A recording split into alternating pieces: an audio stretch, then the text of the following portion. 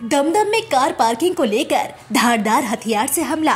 कोलकाता के अंबाली का अपार्टमेंट में एक विवादास्पद घटना हुई, जहां एक व्यक्ति को चाकू से मार दिया गया और आरोप है कि एक बाहरी व्यक्ति तपन सरकार ने लंबे समय से वहां अपनी कार पार्क की थी, जिसे अपार्टमेंट के निवासियों ने विरोध किया था।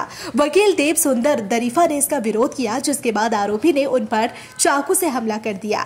दरीफा को दमदम नगर पालिका अस्पताल ले जाया गया, जहाँ उनके गाल पर 25 टाके लगाने पड़े।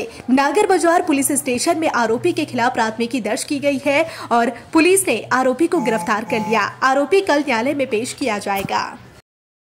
सामान्य घटना একটা গাড়ি পার্কিং কমন স্পেসে গাড়ি পার্কিংকে ওনাকে বাধা দেওয়ার বারণ করার জন্য এবং উনি অশ্লীল ভাষায় গালাগালি দেয়, তার প্রতিবাদ করার জন্য যে আপনি অশ্লীল ভাষায় গালাগালি দিয়েছেন কেন, তখনই উনি প্রথমে আমার উপর অ্যাটাক করেন।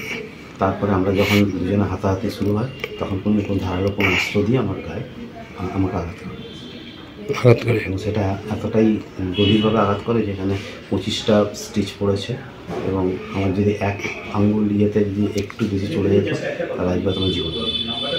ঠিক আছে, আপনি কি নাম যে ভদ্রলোক? তখন সরকার।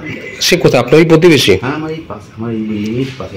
কোনো পুরনো শত্রুতা ছিল নাকি? না না, সেরকম পুরনো শত্রুতা না। কোনো পলিটিক্যালি? না না, পলিটিক্যালি কেন হবে? পলিটিক্যালি বিষয় নেই। প্রথম কথা, সাম্প্রতিক রাজনৈতিক বিষয়ের সঙ্গে এটা আমি গোলাচ্ছি না, কারণ এর মধ্যে হয়তো সেই অর্থে রাজনৈতিক লড়াইয়ের ব্যাপারটা নেই।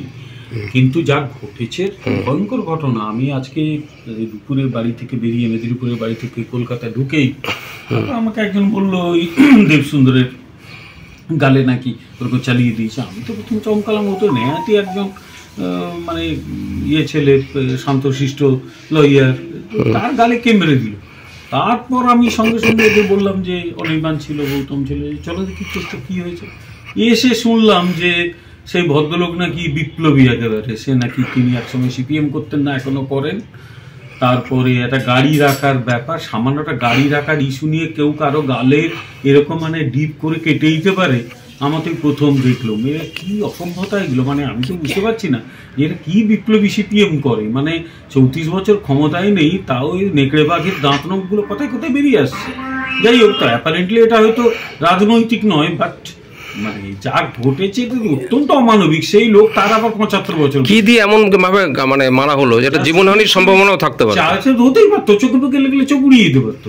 একটা চাবি, আজকাল কি সব চাবি বেরিয়েছে, চাবির গায়েও তো ওই ইয়ের মতো থাকে, করাতের মতো থাকে আর কি, ওনাকে নখ পরিষ্কার করে ওইটা দিয়ে এমন চালান চালিয়ে দিয়েছে।